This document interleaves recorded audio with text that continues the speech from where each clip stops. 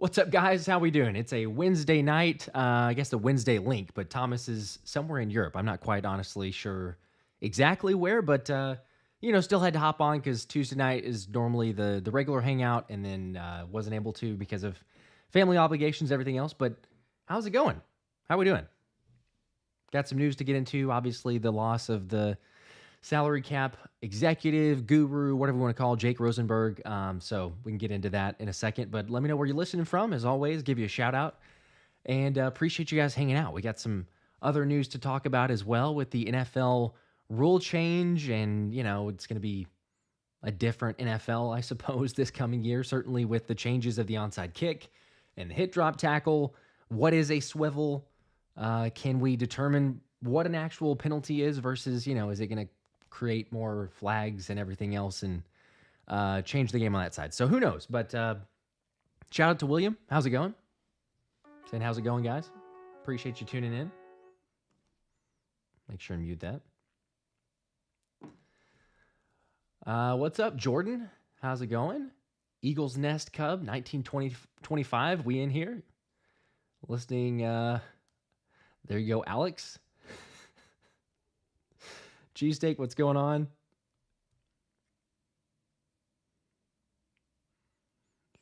Lucky from South Philly. There you go, Daniel F. No worries. I understand. Wednesday night. Appreciate you stopping by to say, hey, what's up? ABM Swag, how's it going? Maryland. Kubici, what's up, man? Giovanni. Lar Powell.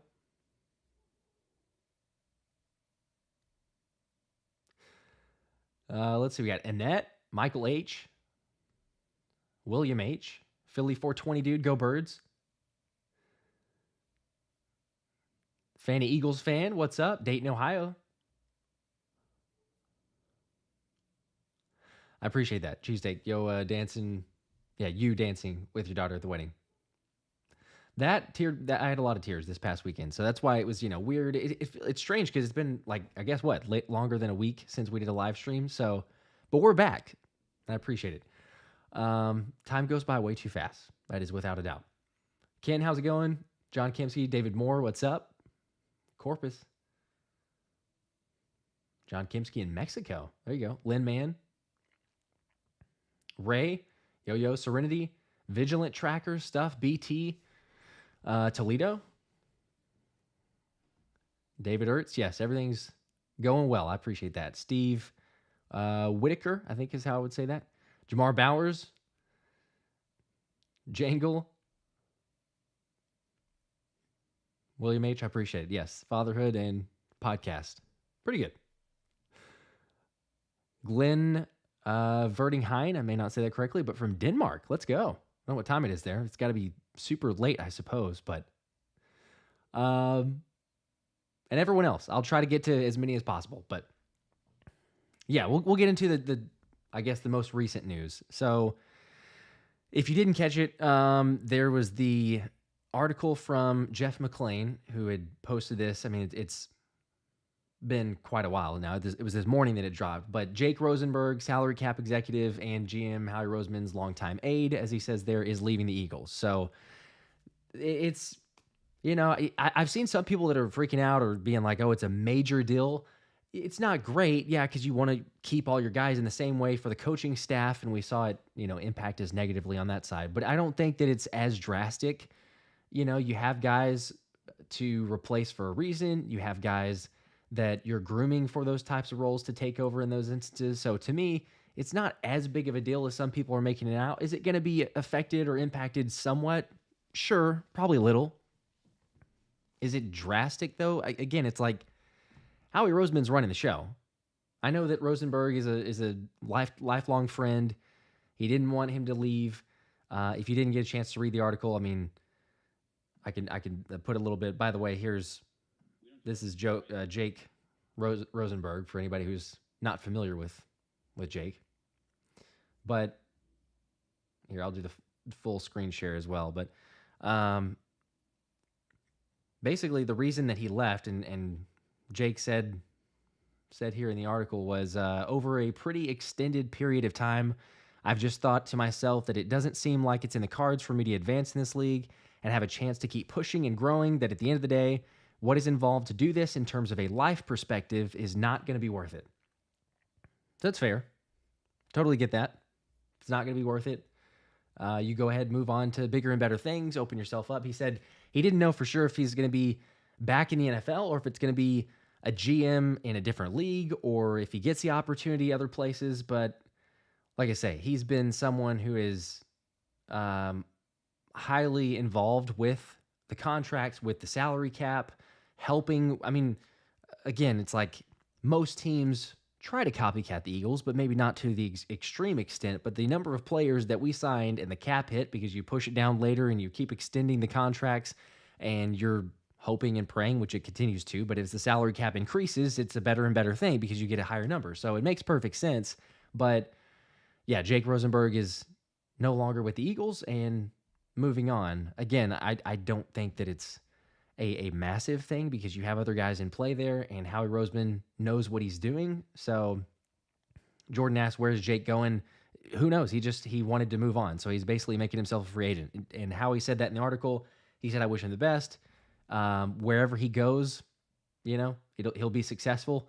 I think that he will. I mean, whatever team ends up grabbing, I would be surprised if he does not end up. He may take a year off, wait till there's an opening for a GM spot, but I don't know if you're another team out there and seeing, oh, hey, there's a Howie Roseman disciple, so to speak, and like he's available. It makes sense to me, like go out and grab him. But again, like it's not the biggest thing, but still had to touch on it because Twitter was blowing up early on today, questioning, how is this going to affect contracts? I think that there's a lot of people that are, they can impact it. Again, like I said, they can impact it in a number of ways, but you have a lot of staff around Howie Roseman, and you are planning on different guys that are stepping up. You're getting promotions. And from what I've read and seen too, it sounds like Rosenberg, maybe the main area that it'll be impacted is like negotiations in perhaps contracts or, something with agents on that side. Might not be the best news, especially with the timing of like trying to work out Haason Reddick, but still, like I wouldn't. Let's just not blow it out of proportion, I guess. It's not to the extreme to say that, oh, because he's gone, it's less likely for Haason to stay, or they're going to work out other contracts and things like that. There's a lot of guys with Howie. AJ says, doesn't mean he can't help out or help Howie out. I mean, kind of true, but like he's moving on for a reason. He's moving on for bigger, better pastures. He said he basically reached the ceiling, which I get that.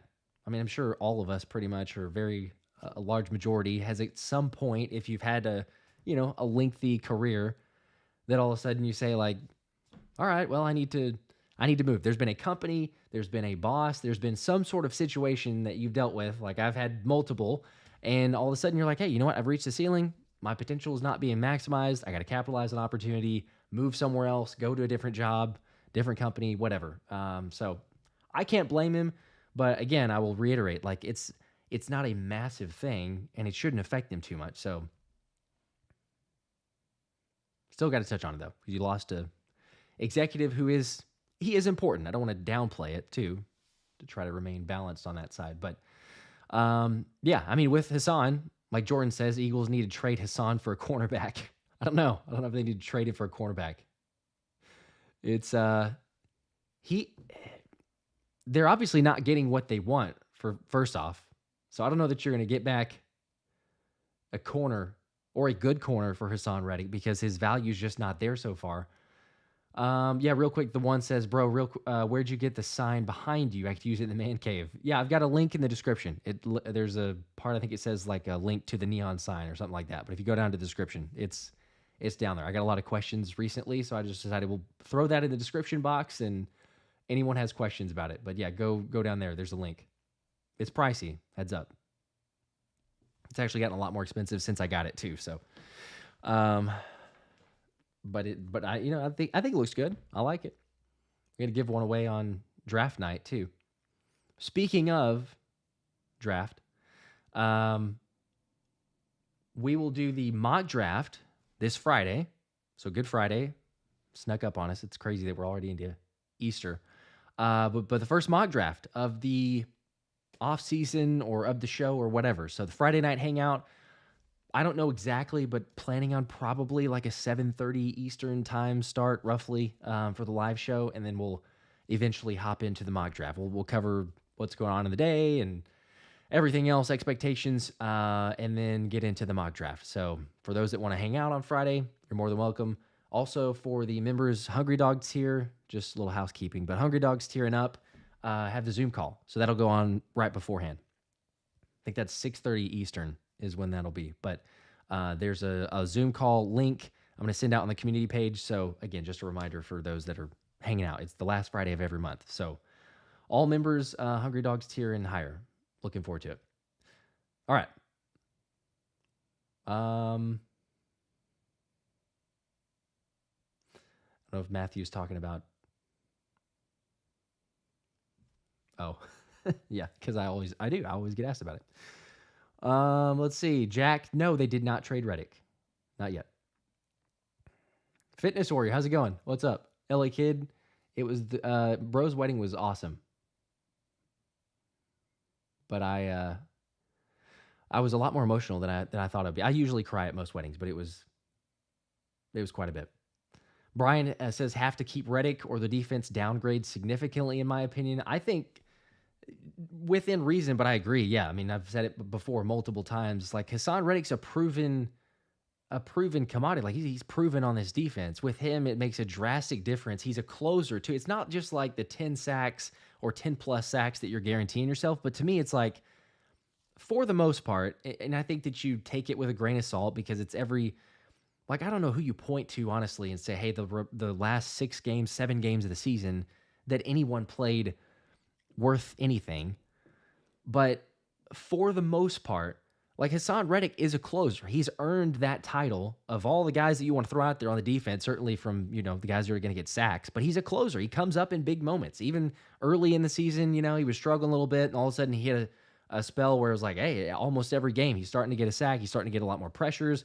It was really once the thumb cast came off, and he was able to use both hands basically. But I mean, it's the situational sacks that you also talk about. So I'm totally with it. Like I want Reddick to be here. I think the vast majority, based on the polls that we've done and the comments and all the videos and everything else from you guys too. But we'll see. We'll see where it's at. Derek Gunn, the most recent report that I've seen that's really been thrown out there from a credible source, I suppose, would be saying the Eagles are still deciding what to do with Haason Reddick. He wants more money than they're willing to pay. The Eagles sound like they would prefer to work something out, especially with the way the market is. So it's hopeful. And also, if you didn't catch my last video or you haven't been watching any of the press conferences from the NFL meetings, Jeffrey Lurie, owner of the Eagles, like I'm curious to get y'all's thoughts on this too, and I'll get to actually let me get the super chat real quick because I'm falling behind, and you guys know I have a tendency to do that. So apologies. Let me get the super chat real quick, and then get back to the point of Jeffrey Lurie. James, the 20 bomb, appreciate that, man. Says thanks Steelers right. He saw writing on the wall after weekend that Lurie's son is 100 next to GM, and he's not going to get a shot, so might as well pull a cord now. And then you adding on, if season ends poorly, it'll be harder to get a GM. That's a good point. Yeah. Also with the Rosenberg side, strike while the iron's hot, basically. You got a good market. You can move out there. You could wait and see, hopefully maybe even like pick his, for the most part, like out of the openings that are available or teams that might be interested. Yeah. Kind of pick your spot. But it's fair to assess or think that with Lurie's son there, that's, it's a little harder to, is he getting a fair shot? Maybe not, probably not. So I can't blame, that's a totally fair point. So I appreciate the 20. I wish him well, just as long as, until whatever team he ends up on is playing the Eagles. So, and I'm sure Howie would say the same thing. But again, like I said earlier, I think we've all been in spots like that where you're just around something that, you see the writing on the wall, like he did. See the writing on the wall that you're not going to get a fair shake, or you've maximized your potential. You say, hey, there's still 2, 3, 4 guys ahead of me, or even if it's just one and it's rock solid and you say, well, it's Lurie's son, so I'm not going to get any chance at this organization, and you move on. So we'll see. Again, appreciate that. I'm going to get to a couple of other comments too. Let's see. Joseph said, Josh, what do you think of the importance of Rosenberg's departure? Will it hurt, or can Howie handle it? Yeah, I was talking about it kind of the open, but I don't know where I would rank it necessarily. Like, I'll throw out a random like 1 to 10 scale, but a 10 being like, this is cataclysmic and just terrible for the organization. It's going to struggle to, have the same cap strategy and everything else. A 1, or maybe that's a 1. I should do it in terms of like good and bad. 1 is that. 10 is, very little or basically none impact to the organization. I think this is probably in like an 8. Like, you'll feel it a little bit, but I'm sorry, I can't. I know he's good. I know that he's got a lot of recommendations, but I wouldn't just take it and run with it like some people have been and saying this is going to be a massive blow to the Eagles or the organization, because Howie is the mastermind. And it's not like he just forgets or doesn't know how the cap works, or that he can kind of teach or upskill or train someone else, even if it's not their, I guess, strongest suit in terms of where Rosenberg is here. I can't believe and won't believe, honestly, that Howie's not at that level. I really won't. So, again, I will say it's not going to be no impact, but I would say it's not a massive one, at least in my mind. I'm choosing to believe the organization and Howie can they do have the right guys in place. They'll get some others there, and we'll be okay.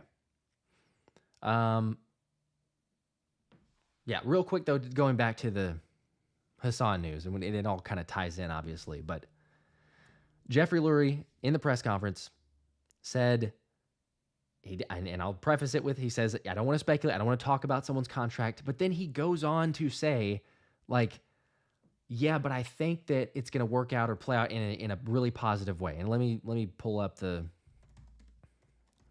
exact quote so that we're not getting it incorrect here.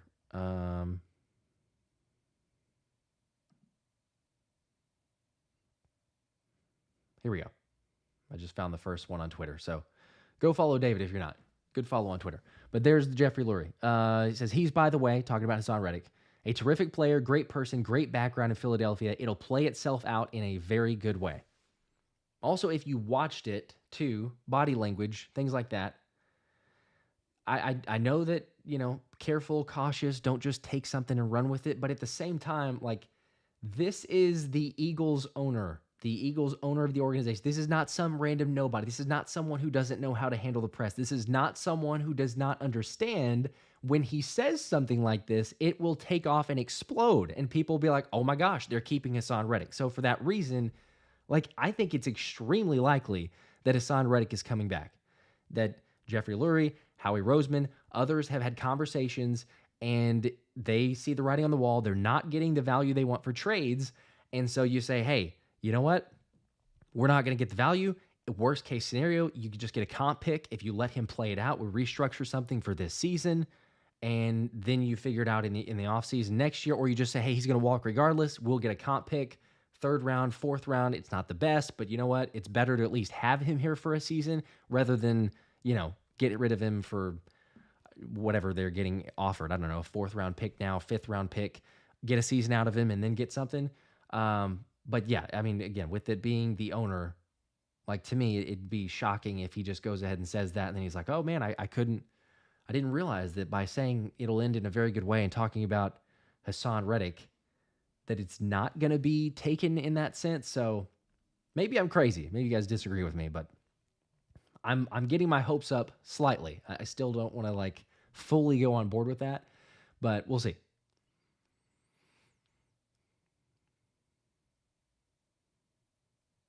Official XO Swiper says, what if Reddick pulls Saquon and goes to Dallas? Dallas is not spending anything, are they? Like, they're not willing to pay Dak. They're not willing to spend on any free agents. I don't know.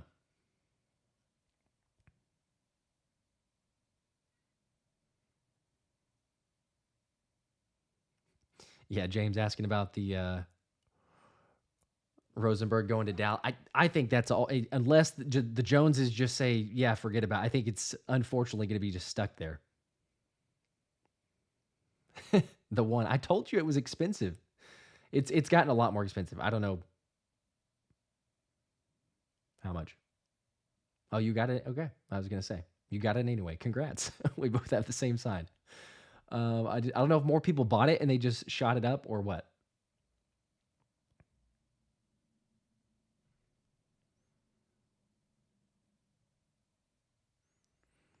Shelly, how's it going? Says, hey Josh, what are your thoughts on Kellen being here as OC slash next head coach?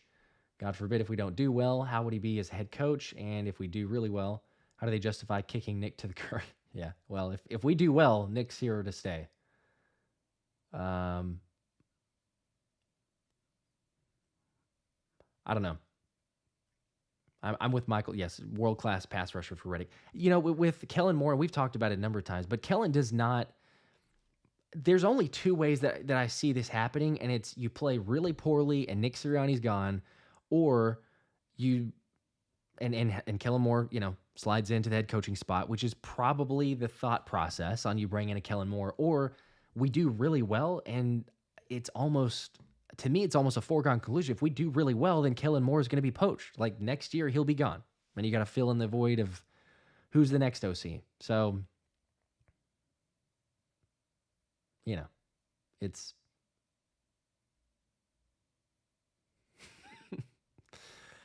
some of these comments about the wedding here. But that's, if we win a Super Bowl, no one's going to care, right? I mean, I don't like the fact that it's a whole revolving door situation, but that's the way that the Eagles like it. Jeffrey Lurie even kind of alluded to it. He said, hey, we're keeping Nick, have a lot of confidence in him, and mostly hire head coaches that don't call plays.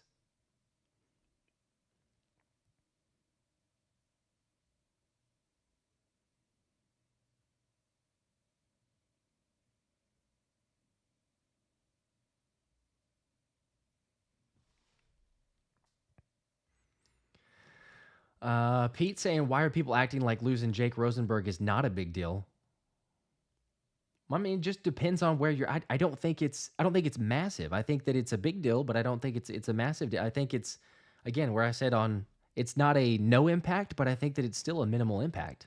Like I don't feel like there's no one else out there that Howie Roseman and the Eagles staff and like I guess the viewpoint of you have a ton of a ton of guys in place to take over and help. And I get it. Yes, it's an unexpected departure, perhaps. I don't know if they've had these conversations for a long time or if it's just all out of the blues. And you say, hey, man, this isn't working out. I'm gone. But if it's been hard for Rosenberg to move up in the organization, like Jeffrey Lurie is a successful business person.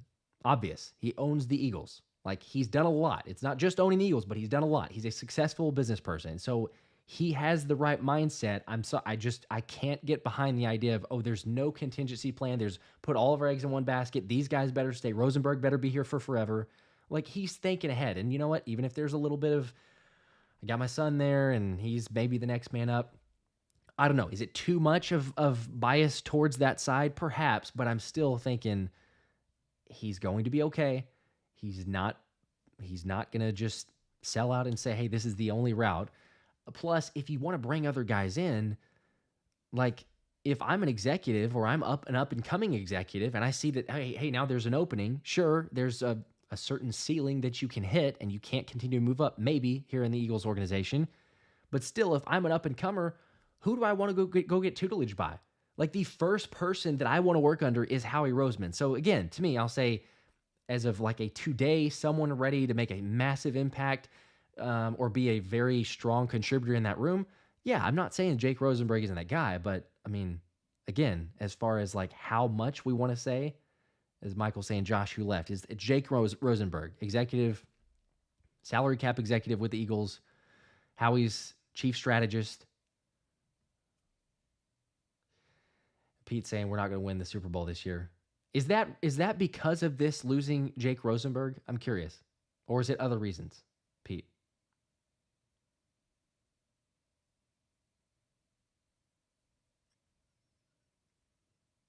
It's not a I don't Nathan, I don't think it's a firing. I'm curious though cuz to me it's not it's not a difference maker whether you win the Super Bowl this year or not. I really don't believe that.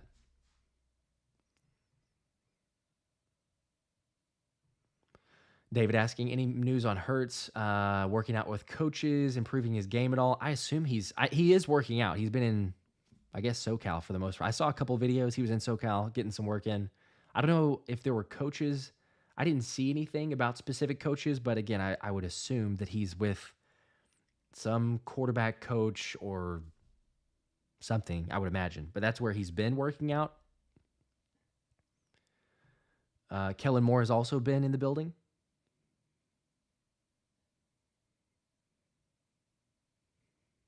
Yeah, Nate says, I've not heard the man's name before today, and now I'm supposed to be devastated that he's gone. Apparently, again, I know he's more behind the scenes, and there's a lot of guys that make impacts that sometimes don't get the recognition.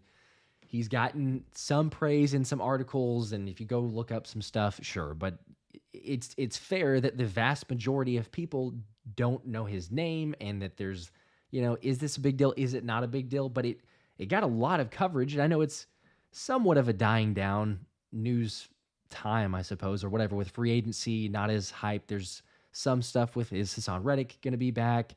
Justin Simmons, but yeah, there's not as much news. So is that why it took off?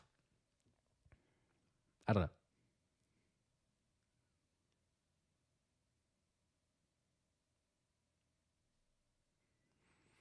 know. Let's see here. Official Exoswap, what are your thoughts on Sirianni coming back? I know you once said you don't like him staying, but with the pieces we picked up, what about now? No, I still would prefer, my preference is having a head coach who has his own offensive scheme and system. Like I love and appreciate Sirianni's message a decent amount of the time, as far as like he's going to get guys motivated. However, there's a certain point where it's like it's too redundant and it's the same message, and you don't have to. I can respect that he falls on the sword for a lot of guys, a lot of players. He made himself look foolish, like AJ Brown said, saying that basically it was his call to play for a pass interference late in the Seahawks game. There's a number of instances, and so you know what, I can appreciate it. And he's a player's coach, and the players love him. Mostly, I don't know about everyone, but mostly from the reports and everyone that we've seen and heard seem to appreciate Nick Sirianni. So there's something to be said for that. But long-term wise, and this is just a personal preference, so it doesn't make me a less of an Eagles fan, but like personal preference, I want to have a head coach who has his own system, because if there's turnover, as we see there is, anytime you have success, you go poach whoever the OC is, you go poach whoever the DC is, and you're like, hey, we got to try to implement that here in our system because it worked for them. So it's a copycat league. We all know that. But my preference still, love the additions that they made. Love Kellen Moore. Love Vic Fangio. Not my favorite style of defense, but love Vic Fangio. If you're going to play the Fangio defense, why not have the father of the defense? So that's great. You got your guy. You have a lot of pieces here. You're building the defense. Hopefully a little more acquisitions or draft. Need a little bit, but still, love the acquisition there. Kellen Moore, I think it's going to be great. It's going to be great for Jalen's development and his improvement, because Kellen Moore's a proven, taking Dak and the Cowboys to the next level, top 2 defense over the course of 4 years. Like, there's a lot to like about those pieces, sure. But again, like long term, I would prefer if you have a guy who essentially even if it's like a kind of calling the plays, but it's his own system, his own offensive creativity. And it's not for Sirianni. So that's where it's a difference maker. And like I talked about, you're going to have a revolving door because of that. So in the long run, I feel like you just kind of handicap yourself, because you say, hey, look, it's a little bit harder, and it's super hard already. We know that, to have any sort of dynasty in this league. Like, it's impressive, as much as we may not like it, it's impressive with what the Chiefs are doing.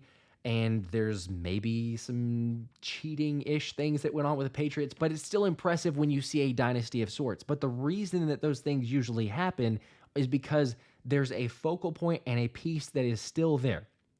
As good as Mahomes is, Andy Reid is awesome. And those two together are incredible. And so if you don't have those same pieces, then it's like you get these one-hit wonders. Hey, great, you won one Super Bowl, but you don't have it continually. And so that's where I'm kind of at, is, well, if we win a Super Bowl, best case scenario for us is we win a Super Bowl and Kellen Moore gets poached, because Nick Sirianni's not getting fired. You kidding me? We go win the Super Bowl? You don't go fire your head coach. He's sticking around. He's probably, bought himself another 2 or 3 years. So I'm not saying that it's not, it can't lead to a Super Bowl or anything like that, but it's just taken a while. So, and you don't set yourself up for long-term success, at least in my mind. Again, just my opinion, just my thoughts there. I'm excited about the pieces that we have, but it'll probably be a revolving door, whether it means we're bad or unless Kellen Moore, maybe, again, if he gets promoted to head coach, then possibly it's more of a long-term thing because he has his own offense and he's a good offensive mind. So we'll see. But yeah, those are my thoughts. Let me get to the super chat. Sorry, I went off on a tangent there, but that was a passionate side of how I was feeling. So Darren Mitchell, appreciate the 5, man. Said, I'm just getting here. What did I miss? Quick recap, please. So quick recap. Basically, Jake Rosenberg, you may have heard the name, maybe not. Most people have not. Jake Rosenberg is a salary cap executive with the Eagles, a chief strategist to Howie Roseman. He left as of today, or I guess will be leaving. I don't know if that was official today, but he will be leaving. And Jeff McClain, I'll throw this one up here too, but Jeff McClain is the one who had put that up there this morning, but he's leaving the Eagles and basically just trying to go to, greener pastures, I suppose. Looking at his next opportunity. If it's in the NFL, it sounded like that would be his preference, but again, you don't necessarily get to pick your GM spot, but he said that he likes that potential. So it's a blow. It's not nothing, but like I've said to a couple people or responses, there's other people in place. Howie Roseman is still in charge. It may impact a little bit of the contract negotiations, salary cap management, strategist type of roles, but he's not the only guy in the building. So he saw there's a not potential to continue moving up in his career, whether that's because of Lurie's son and his escalation on that side, or that he's been handpicked to be the next successor at some point, whatever the case may be. But Rosenberg wants to be a GM. Can't fault him for that. It'll affect a little bit, but I'm not on the side of people that are saying this is a massive blow and this is going to cause, us to somehow magically stop manipulating the cap like we've done in the past. I don't think that's going to be near to the same extent. We'll see. But that's where we're at. And then Haason Reddick. The Eagles do want to or trying to work something out, but the sides are a little bit off. Derek Gunn is the one who reported. We'll see if that's legit. That's the first report, or the latest report, I should say.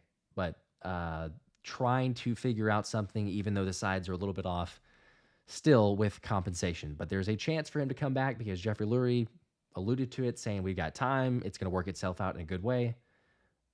But yeah, that's where we're at. Appreciate the 5. James, man, another 20, dude. Appreciate it.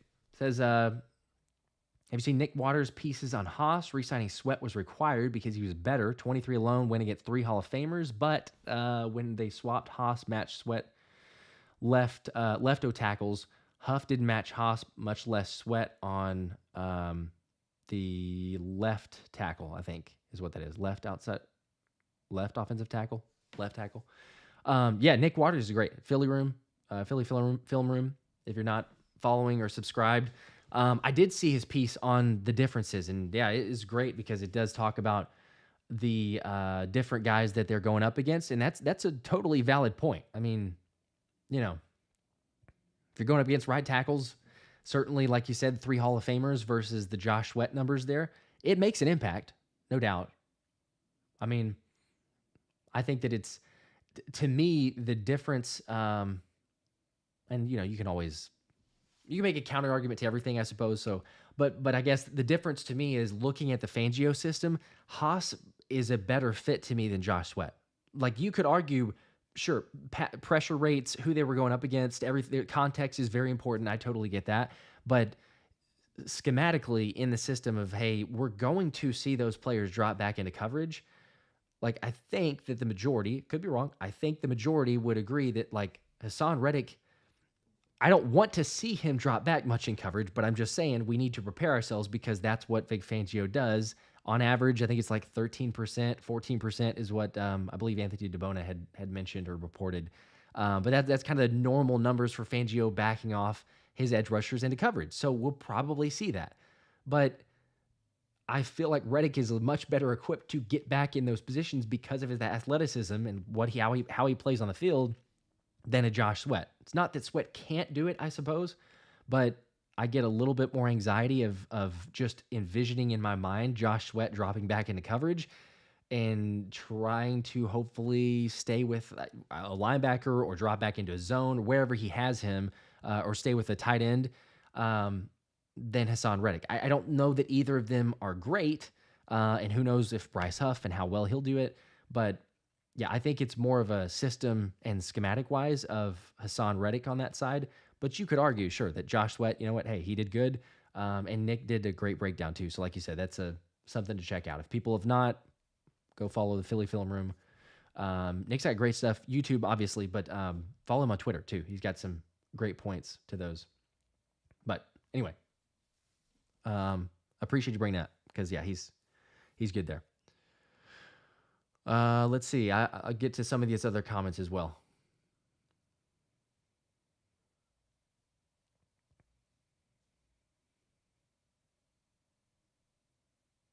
Yeah, James said contract guy, but yes, how he knows how to write contracts, mastered that before he became the GM. He's got other people.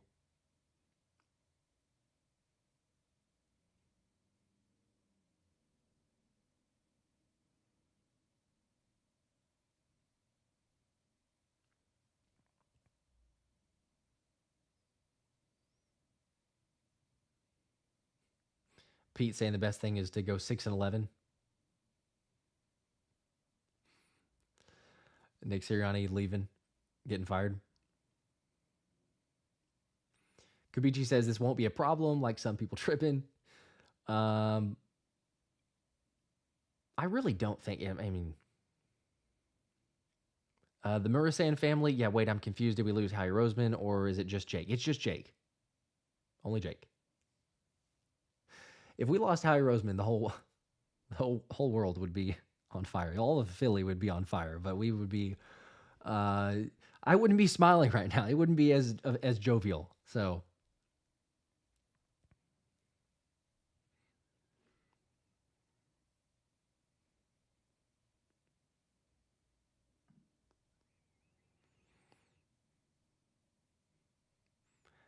Shane, appreciate the 5, man.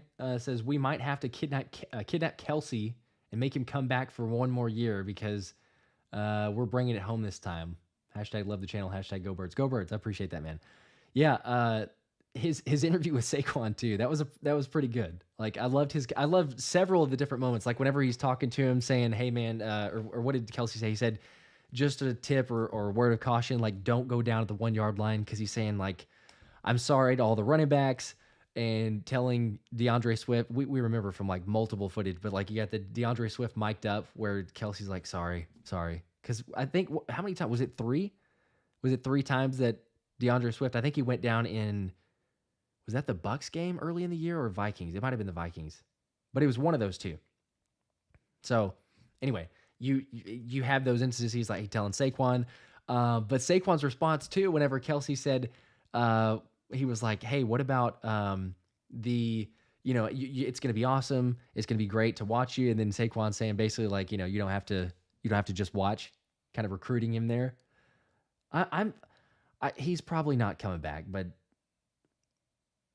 anything, whatever it would take, like as it would be so awesome.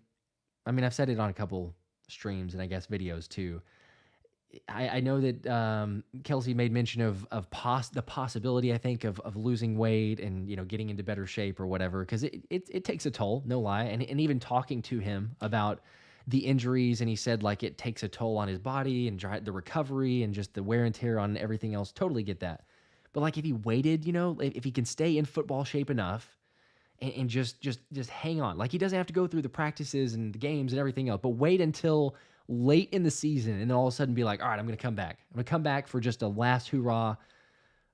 Even if it's some depth, maybe he's at the ability to go in there.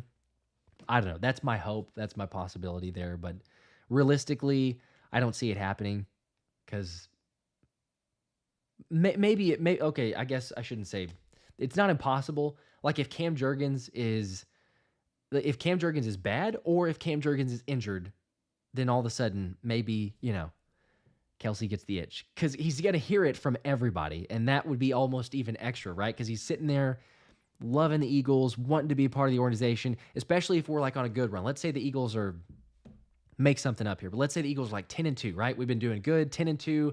All of a sudden, Juergens goes down. It's like, oh my gosh, we need a savior, right? Like we need somebody to come in here. And Kelce is available, sitting on the couch.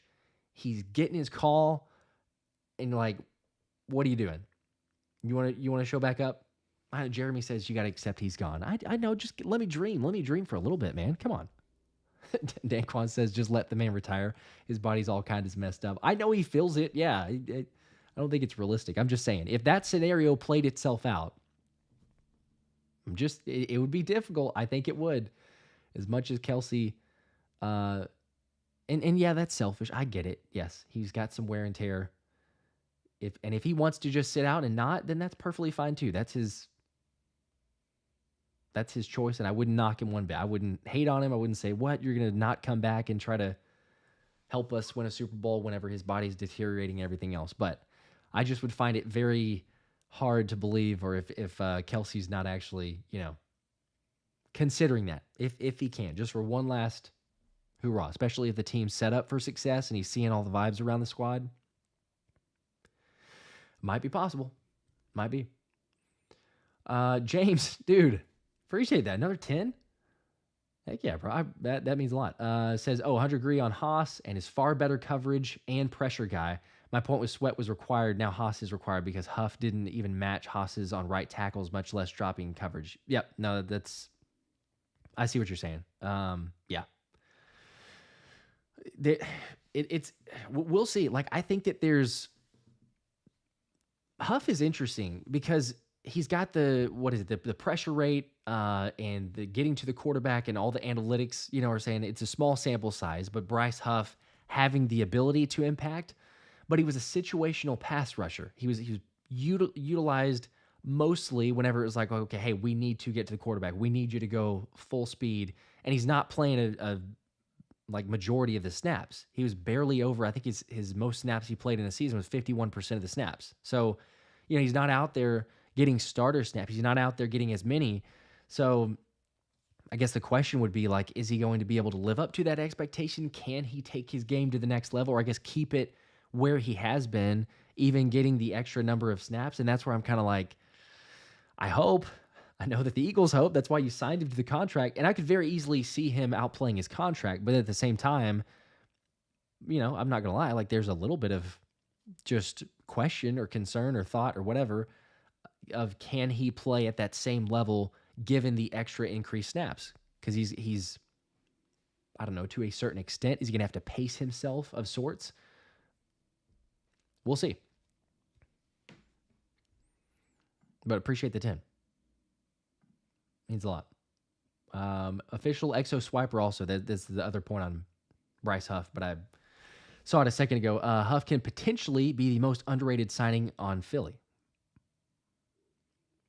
I would agree with that. I do think that he could potentially be the most underrated. Just depends on how he plays.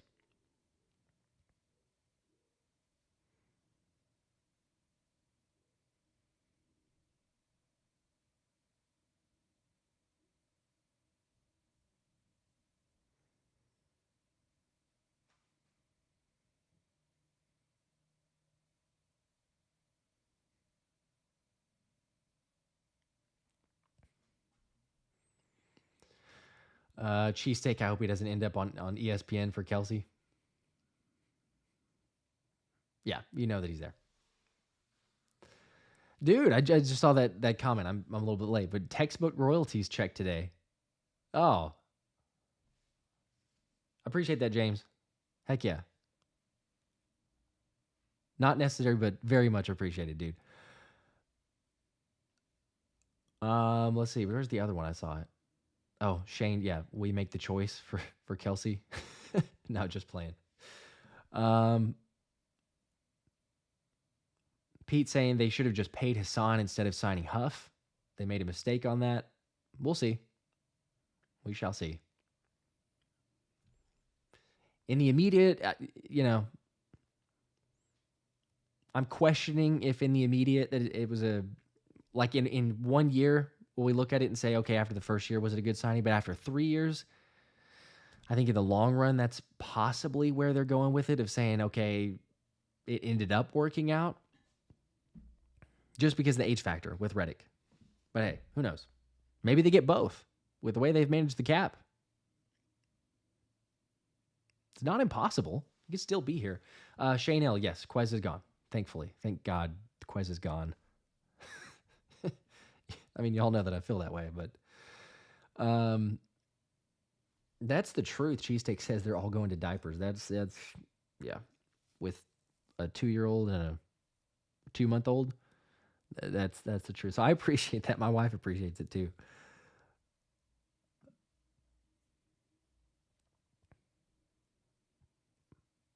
The 1. Appreciate it. The 10. Heck yeah, bro. And you got the sign too? Spinning big tonight. I don't know if there was a comment supposed to be with that, but say whatever you want as long as it's appropriate, and I'll throw it up here.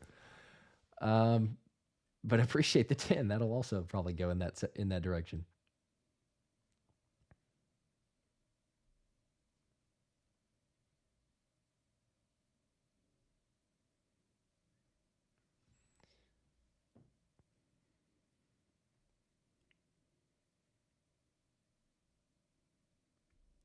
Let's see. Dan Kwan, have we seen guys' production get worse because their snap count went up? I mean, it depends. Like, it's really hard to say because I mean, there's the other players, but I think even last season, there was the question or the speculation of like, okay, snap counts went up for Reddick, snap counts went up for Sweat, and there wasn't as much productivity. Like they got pretty good pressure rates, but or I guess the amount of pressures, but then you could also say, okay, well, it was more snaps. Like it's the career high in snaps played. I don't know. That's where you like the rotational pass rush, I feel like, because you have guys that are fresh. So that's just a question of how much can he play and is it going to affect him? Can he go or keep up a certain level of intensity or like max effort or whatever whenever he's pass rushing? And I don't know. That'll be interesting to see. Now, hopefully Nolan Smith gets more snaps and you can kind of offset that. Zack Baun, they're very high on. I'm curious to see Zack Baun. What's everybody thinking about Zack Baun? He's kind of like overlooked a little with the other signings and, the Bryce Huff contract and everything there. Again, let me just end up on this with Bryce Huff. James says, yeah, Haas dropping coverage capabilities is a greater gamble to me, at least with the Huff. I think that's why they got the Saints player. So, yeah, that's a good point. With Baun, they apparently see him as an Andrew Van Ginkel or a type who can play like AVG. I mean, I'm going to be interested to see that. But if he can get to that point,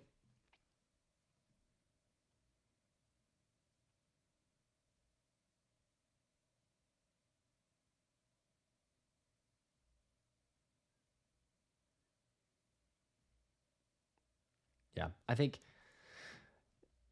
because, and Howie didn't say it verbatim. He didn't actually use Van Ginkel's name, but he said that there's a player that Fangio had in the system and basically ended up alluding to AVG.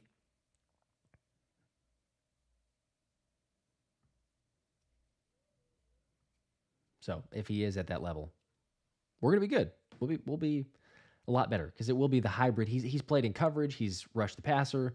He's made a lot of impacts. We'll see where that one turns out. Let's see. Yeah, more of the Quez stuff. The ones that you said the wedding posts were funny, but which one? I'm not sure what that is actually. I may not be realizing. James said, would you have traded our 3rd round pick for Snead? Wish we'd done so. Yeah, I don't know. I've kind of gone. I don't know. I've gone back and forth on it, quite honestly. Like, Snead is good, but looking at the difference from 1 year to the next in his rating and grading and stuff like that, like, at first I was like, oh, for sure. And then as I thought about it more, I'm like, there's They like the guys. I see a lot of potential in Keely Ringo. You got potential in this draft if you want to go get a corner or two. And you still got to figure out how to pay all the guys. You have cap room for sure. I mean, I'm not saying there's not a way to get it done and how he's able to do that, even without Rosenberg, as opposed to what some people might say. I don't know. It's an interesting. I'd have to assume that Howie at least poked around in that area. Like, what would it be worth? How much are they looking for? As long as they were trying to shop Snead, it's just like almost inevitable that Howie didn't at least say, what's the asking price? You know, it doesn't hurt to look. I don't know. To me, I'm kind of okay that they didn't. I think Snead is I think he's a good player. I love his physicality. It comes with the territory because you get a lot of penalties that way. He led the league in penalties. But it's one of those where, I don't know, it's not as much of a regret as opposed to some other contracts that you see out there and you're like, oh, wow, we didn't actually pursue that. As we were looking, for like some of the linebacker contracts and safeties, and I still think you need a linebacker. Love that you got Devin White. I think it's a steal, especially the way that it's set up in the cap hit, but you need a linebacker, whether it's in the draft or free agency or both. That'd be good. Tyler Wallace, what's up? Says, Covey's still going to be our punt returner with Paris and Rogers now on the team. I think it's his job to lose, but it's great to have the depth. Dan Quan said Zack Baun's the most underrated signing for me. Okay, there you go. I think he'll be good. Could end up being really good if he gets a lot of playing time. But yeah, going back to the Covey, I think you have to let him. I mean, it's his job to lose because of how well he performed, right? At least for punt return. But that brings up a really good point for the kick return. The NFL rule changes. I saw a lot of people's comments, and I was responding to those from the past video of covering that. But the whole onside kick situation, I get it's just a 1-year trial period, and they're adapting the XFL rules. I don't know. I think the kickoff itself, I'm okay with. The onside kick part of that, I'm like, what in the world? Because you're going to get more kick returns, so it'll be exciting. It's also going to be more like a run blocking scheme or system there too, because everyone's going to be so close together. It's like you hit. I think who was it? Was it Emmanuel Acho who was doing the segment on it, basically saying like you hit one crease and you're gone, because there's just a wall of defenders. There's not as much of a separation, so it makes a lot of sense there. But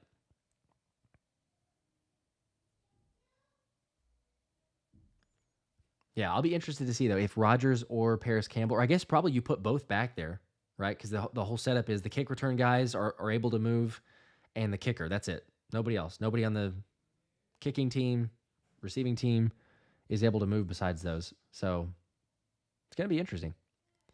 Yeah, a lot of people saying Zack Baun underrated. Fitness warrior. Always have faith in Fangio's ability to recruit and draft. Khalil Mack, Pat Surtain. Jordan bringing up Julian Aquara. That's true. Yep. Got some athleticism.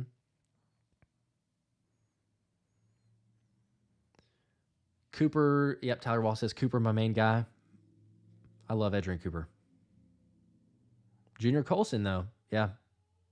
I'm right there with you, man. If I've got to choose, give me Edgerrin Cooper. If he's not there and you get Junior Colson, I'll be perfectly happy. 1-2. My linebacker's there. Smitty says Isaiah Rogers.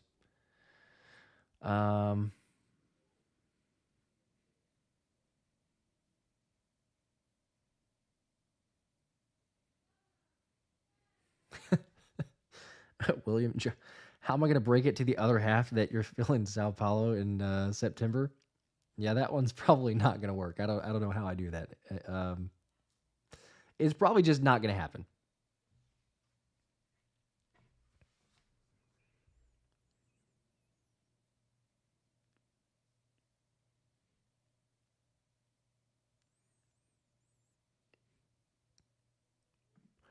Shane, appreciate the 2, says CJ's going to lead the league in picks again. Watch. Man, I hope so. We need a few more turnovers than we got last season. I think we'll get more. We'll be surely a little bit more disruptive.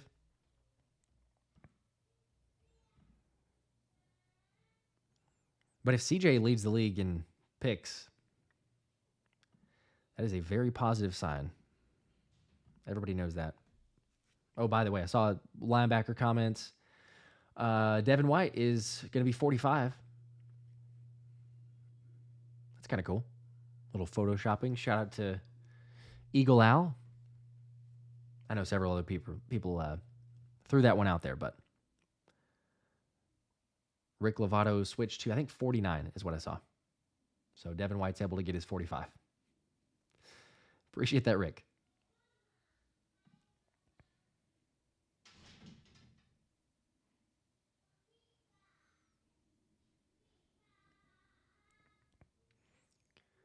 Donald Rohn asked, how far apart are the Eagles and Haas in contract negotiations? Not really sure. I mean, it's been a long time since the, I guess, official numbers were released. Way back whenever they started negotiating, it was Reddick wanting 25, and I think Howie and the Eagles being like at 20, like 19 or 20. So I don't know if that's changed at all, if they've tried to work their way down. But the latest that I've seen is that the Eagles are trying to work something out, and Reddick and his camp are not budging. They're saying they're stuck at their number, so I would assume that he's still at 25. Reading between the lines, again, that's not official, number or official report that I've seen on exact, but that's just kind of my own interpretation, I suppose, and figuring out what they said.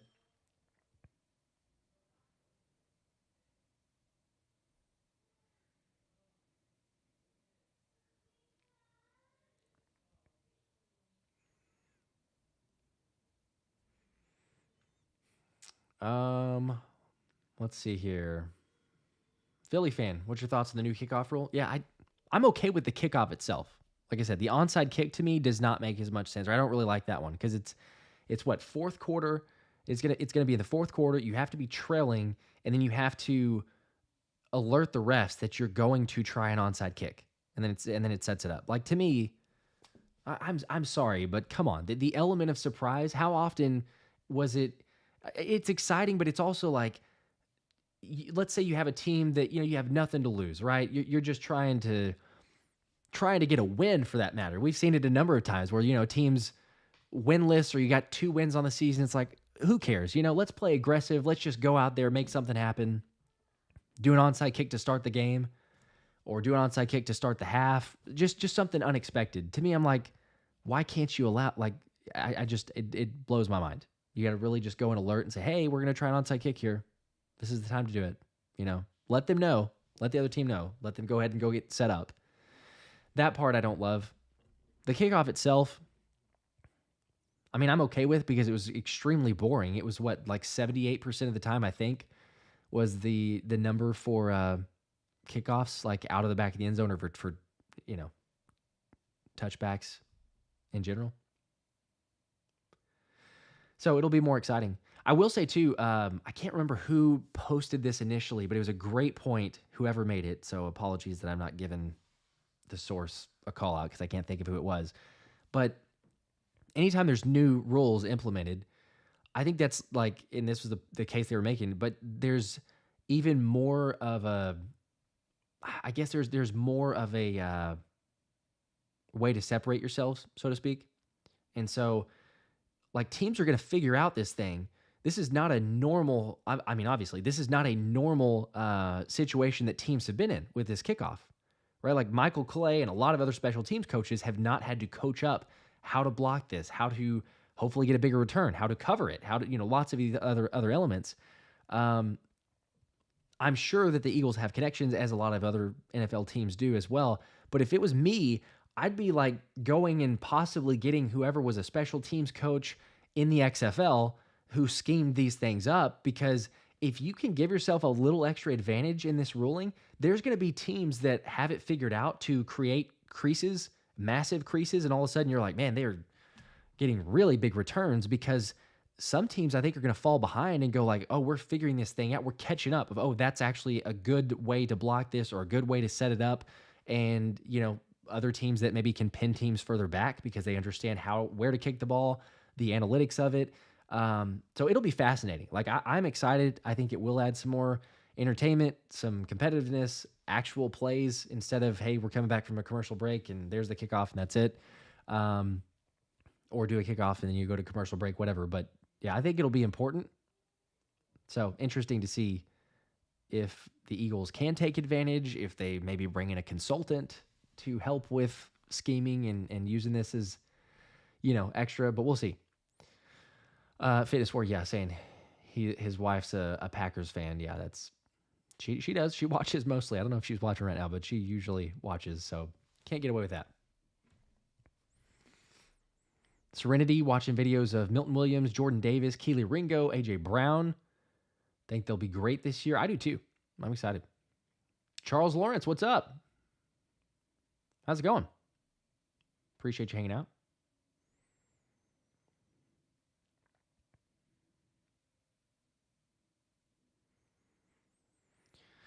Yeah, James, I agree. I'm with you. The worried about top cornerback and Cooper. I think we'll probably go O-line as well.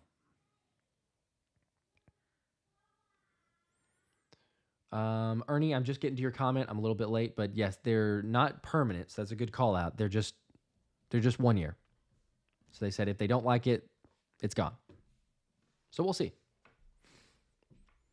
Exactly. I saw another comment earlier and I didn't respond, but someone asked what made you an Eagles fan.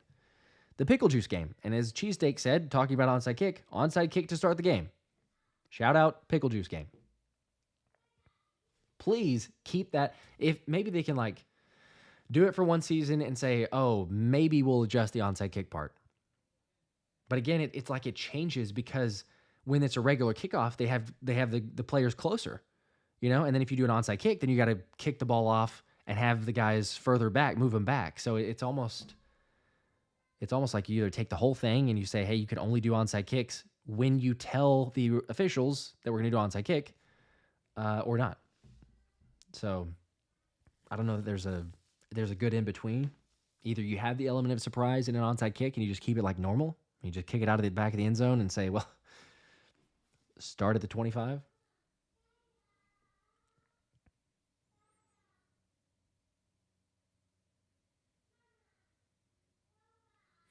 Yeah, Nathan said, tried out the new old rule. Instead of going back, they went further. Yeah. South Jersey next. I hope the Eagles' next move, Justin Simmons. That would be good. I would still love to see that. Not gonna lie. You allow Reed Blankenship to be a solid backup in case you have injuries. I think Justin Simmons still has quite a bit, and you don't force or put extra pressure on Sidney Brown to come back and have to play immediately.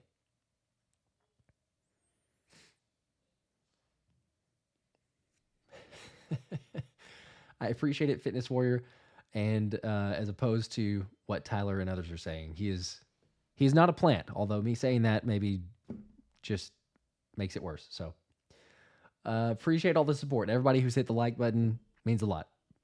You guys know it helps the algorithm. So anytime you want to do that, that's great.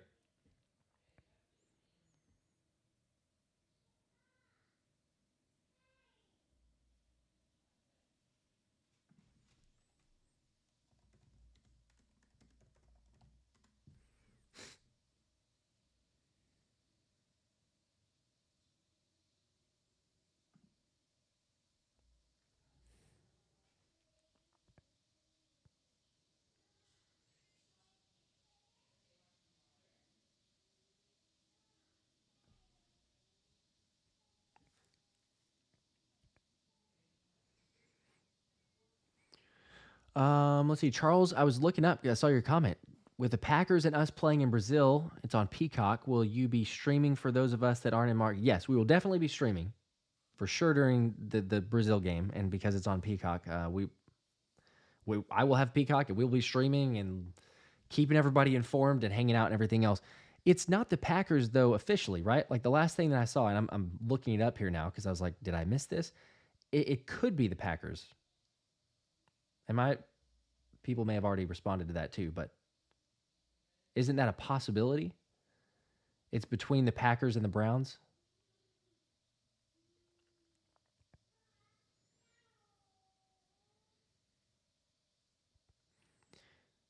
While people are answering that, I see Anthony's comment.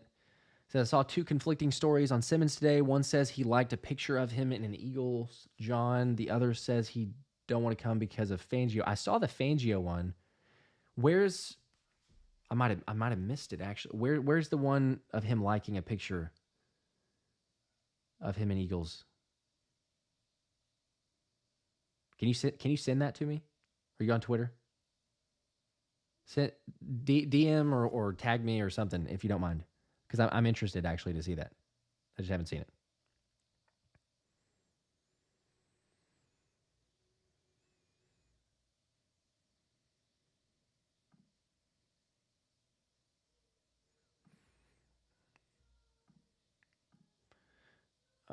Let's see. Get to a couple of these super chats here. Jason Blessing, what's up? Just getting out of work. What's the latest? Appreciate the two. Yeah, the latest is the salary cap executive, Jake Rosenberg. Maybe you've heard of him, maybe you haven't. But Howie's apparently also chief strategist is going to be leaving the Eagles, according to Jeff McClain and others reconfirming that. But basically saying that he kind of reached the ceiling, doesn't see a potential to continue moving upward in the organization. So totally get that.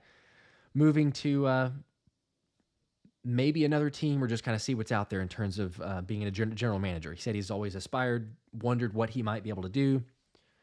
So it's an impact, as I have said. Now it's gone back and forth because I saw people that make a big deal about it. But to me, it's not great to lose a person like this, but it's not going to be a massive impact or, really significant impact. Apparently the strongest skill set of his was negotiation with like agents and contracts and things of that nature. But I still feel like it's Howie's show. Howie knows what he's doing. It does feel like, based on the report and the quotes there, that it was a little bit unexpected. But as I said earlier too, if you're a business owner and Jeffrey Lurie's smart, you're not putting all of your eggs in one basket. You got a contingency plan. I think that they'll be all right. So that's the latest. Also, Haason Reddick still working out, trying to get something done, but his camp apparently won't budge. And the Eagles are figuring out if they can, I don't know, either get something done, willing to pay more money, structure a contract differently. I don't know, but we will see where that is.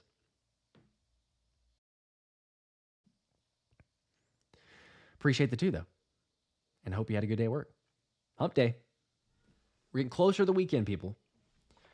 Let's see, the other two here. Deron, appreciate it. I don't want to lose Haas, but it is what it is.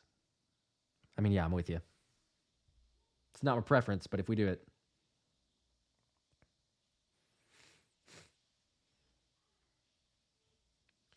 Yeah, while I was reading the super chats, missing some of the others.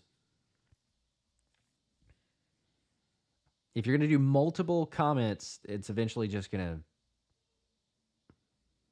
put you in a timeout. There's several moderators in here, so you totally feel free if we've got someone who's doing way too many comments.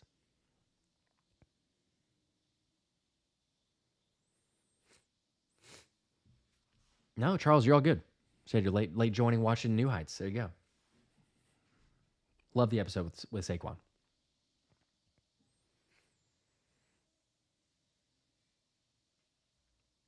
Tyler Wallace says, Wiggins for me.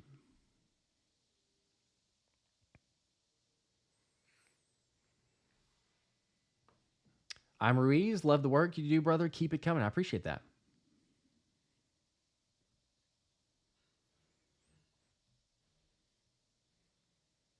Yeah, I think Tyler brought that up before. The 170 pounds is going to scare people. He can get heavier. It's a fair question, though. Fitness Warrior, why would he get a cornerback in the first if Howie already believes in our young core? It's honestly my wishful thinking.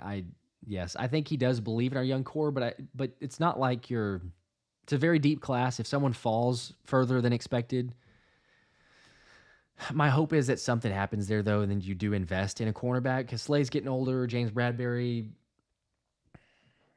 it feels like he's probably going to stay. I don't know that I really love that. I don't know that many people love that, but it just feels that direction, especially with I don't know. Maybe it's a later cut down the road, but his latest comment was saying, he wasn't at the level that he wanted to be, but we believe in him. So I'm feeling like he might hang around. And then again, like I said, Keeler Ringo, lots of potential. Like some of the other guys. But if you have a stud out there, like Quinyon Mitchell that's mine. But again, Nate Wiggins, like Tyler said, that would be all right with me. Like there's a couple guys out there that I'm perfectly fine with if they want to draft them at 22 because it'd just be a game changer. And I would love to see it, but if I had to like put money on it and kind of like, I guess the last video we were talking about this, more realistically, it feels like it's going to be an offensive lineman. Whether it's a tackle or guard or who knows. Anthony, appreciate that. Appreciate your grind. Pause. I know what you mean. I feel you. Pause. Okay, yeah, Browns and Packers. Okay, I was just making sure.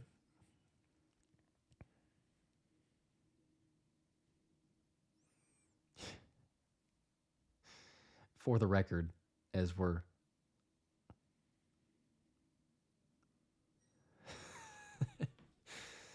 my gosh. I might intentionally not answer that question. I think it's what I'm going to start doing. If you throw out like 14 questions, I'm not going to answer it.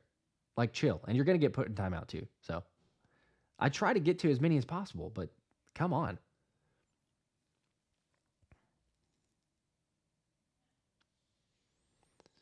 Siraj says, who do you think the Eagles will draft? What do you think about Bowers? Love Bowers. Bowers would be awesome.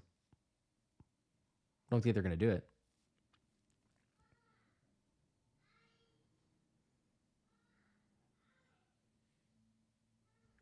Realistically, as of right now, I've gone back and forth on who they could draft, but probably Tyler Guyton, maybe.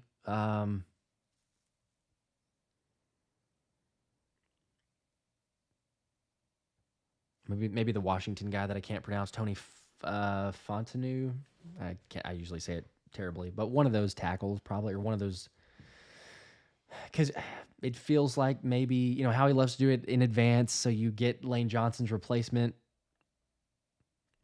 We'll see. Yeah, the over-under total, though.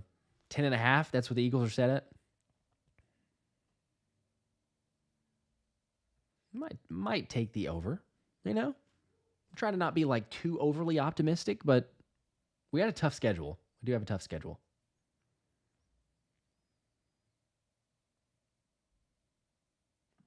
Adam, appreciate the 2, man. My favorite creator, love you, G. That is all. Means a lot. I appreciate it.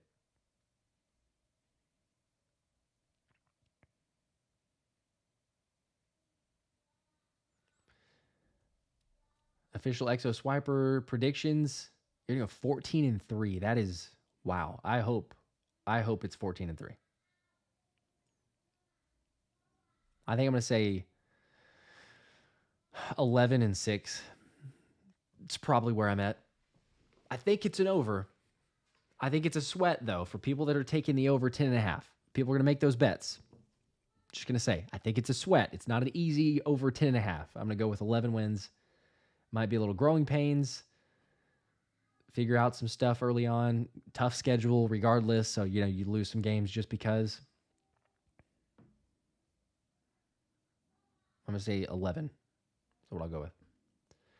Kay Robinson, what's up? So do you think Kelce will come back? We were talking about that earlier, but I would love for him to. I don't think so. In my mind, the only way that he does is if it's late in the year. We've got a good record, good chance. Maybe somebody goes down injury-wise, Cam Jurgens, and he comes back to save the day. That's probably the most realistic in my mind.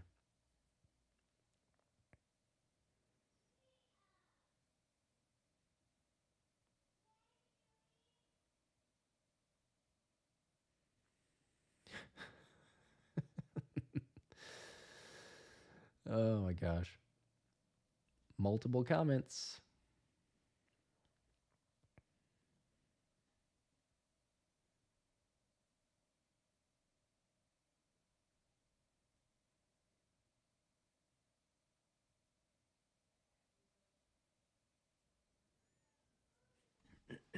Yeah, that's a fitness warrior. Fangio hasn't played with any nonchalant cornerbacks. Telling me Fangio's that's true because he's gone with Surtain and then obviously Miami, but Ramsey and Howard to Slay and Burntberry.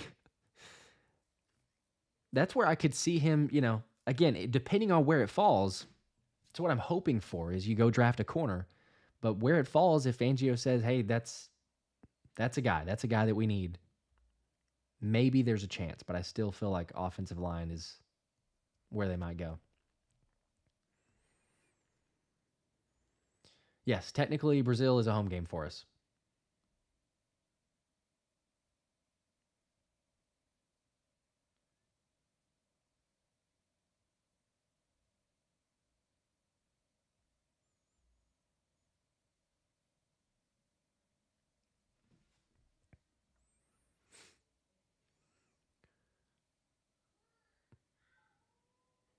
Let's see. Let me get to the super chat. I think I missed one here.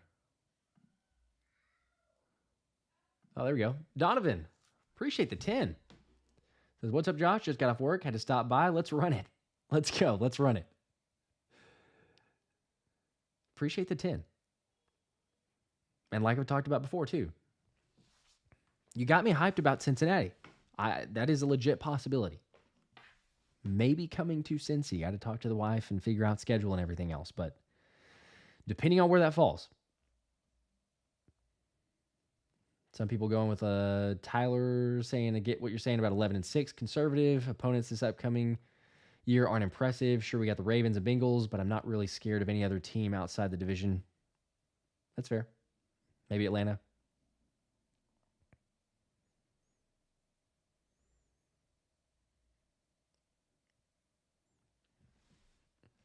Yeah, I'm just, you called it. I'm just being a little conservative, perhaps, but I'm going with 11. That's realistically where I feel. Kubici, 13-14 games, though. Love that. Love the confidence. Official XO, Josh, you got to give us at least 12-13. Cheesesteak, what do you mean? Multiple comments? I'm seeing all those, man. I am.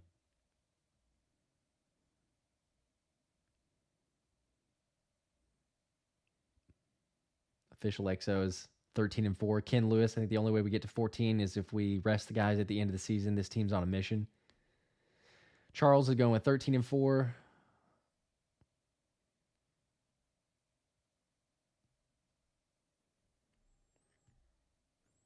Gustavo, big fan from Puerto Rico. Go Birds. Go Birds. Appreciate you watching. Asked, do I watch rugby across the seas by any chance? Not a whole lot, quite honestly.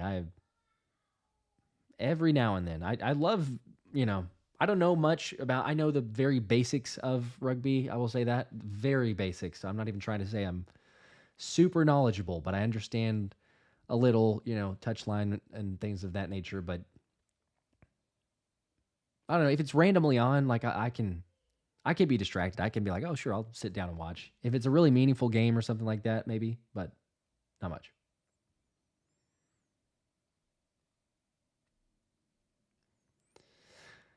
Eric, appreciate that. His best Eagle show on YouTube. Let's go. Gets me through Madden binges. Deron, 17-0. I'd love the confidence. I can't get there, unfortunately. I know. I see all you guys. James, appreciate it. Dude, seriously. Congrats on the royalties also, and I appreciate the sharing the wealth. You're the man. Eric's 13-4. There's a lot of people. Okay, Alexis is with me, 11-6.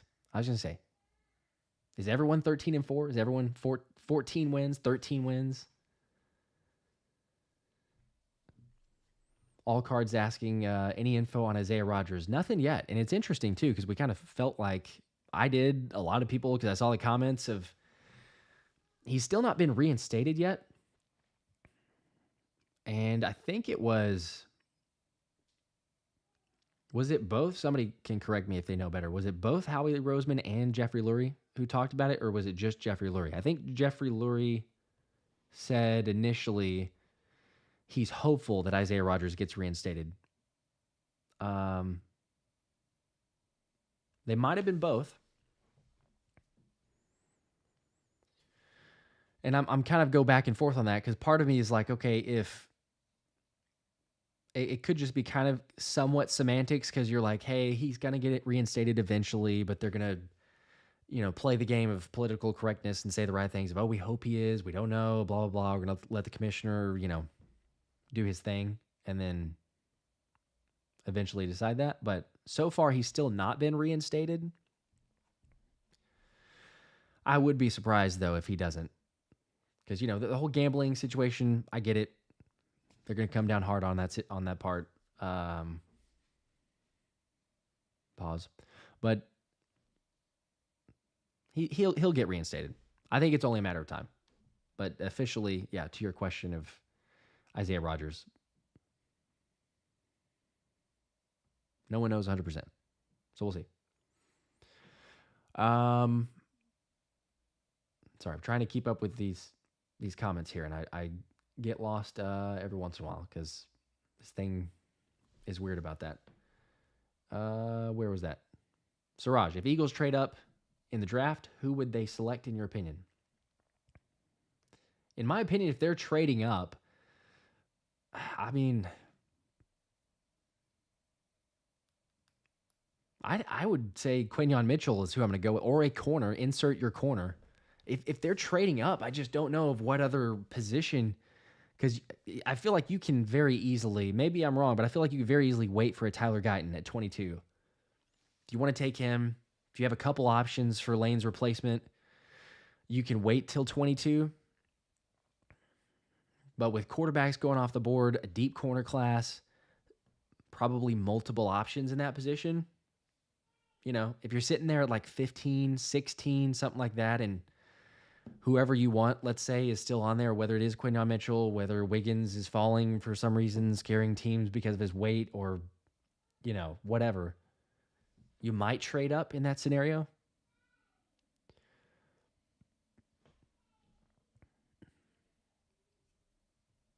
We'll see.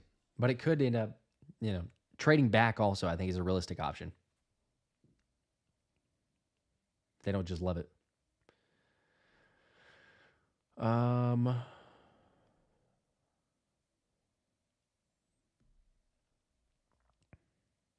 Frankie Ray, appreciate that. Tyler, a good point, says, I know we say what we should take at 22, but Howie, since Nick's been here, we've traded up. That's true. Traded up every year. So that's actually maybe a better question of, who are we going to get if we trade up? It's realistic, I guess, I don't, there's y'all know, like the vast majority of me wants us to draft a corner, but the fact that it hasn't happened since Lito Shepherd, and then seeing these other top 30 visits is like, and there's still plenty of time. I know I'm not saying I'm overreacting to this yet, but it's very, very likely that whoever we take in the first round is going to be one of the top 30 visits. So if we take a look so far, Cooper DeJean is the only, unless I missed it, unless there was one very recently, but Cooper DeJean is the only cornerback that's visited Philly so far. There's still time. So again, I will restate that. You might get a visit with those.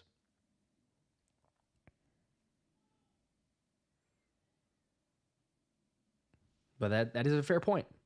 And we will have the first mock draft Friday. Just a reminder. So if you want to come hang out, Friday night hangout. Mock draft, I'll probably put a poll up or some sort, or we'll do something. You got to have a little interaction on, who we draft, who we should go after, make selections, things like that.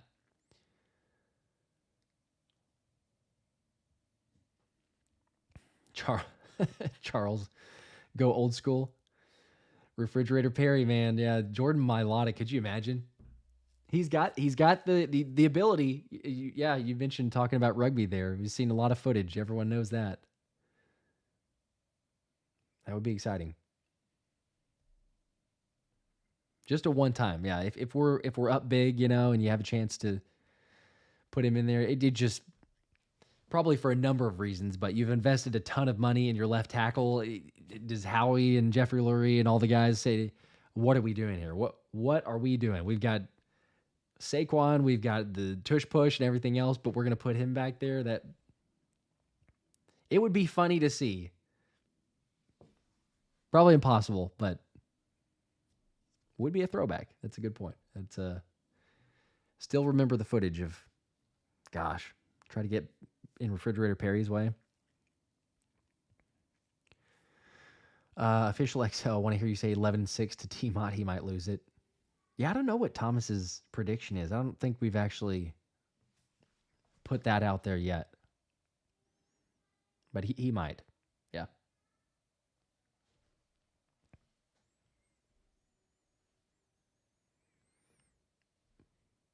Oh, there you go. Fitness War, eating a cheesesteak and talking Eagles with Josh. What a day. Fly Eagles fly. Where's the cheesesteak from? I'm going to start something here, but where did you get it from?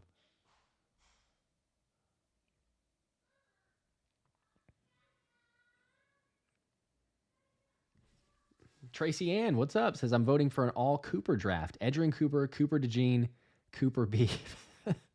I like that. Go all Cooper there. Wouldn't be too bad. You get all those. Let's see here. How many players have they met with? Let's see. I'll pull it up.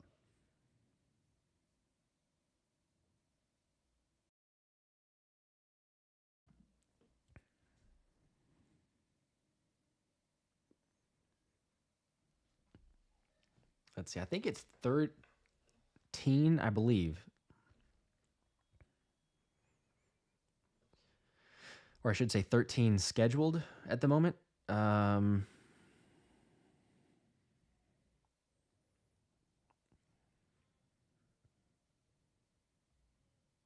Yeah, I believe that's the latest. 13 total.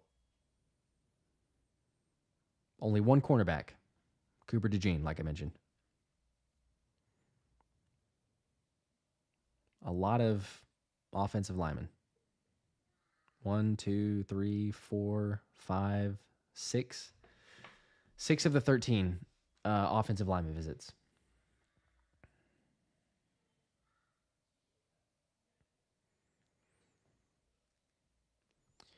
Jay with a question: Steen starting right guard at the beginning of the season, or we find someone in the draft?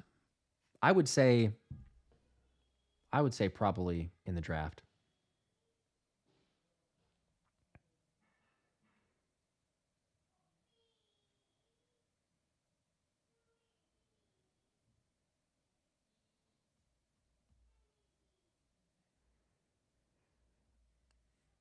Steen might be there though, but he's got a ability for kind of that good hybrid. I think we talked about it on one of the videos, but like filling in the Jack Driscoll because well wishes to him in Miami, but he's gone. So you have a guy in Tyler Steen who can play right tackle or right guard, be serviceable at times. Maybe he's that type of player, and then you just have a guy that you draft as a for sure. Here's your right guard. Here's who you want. That's what I would lean towards.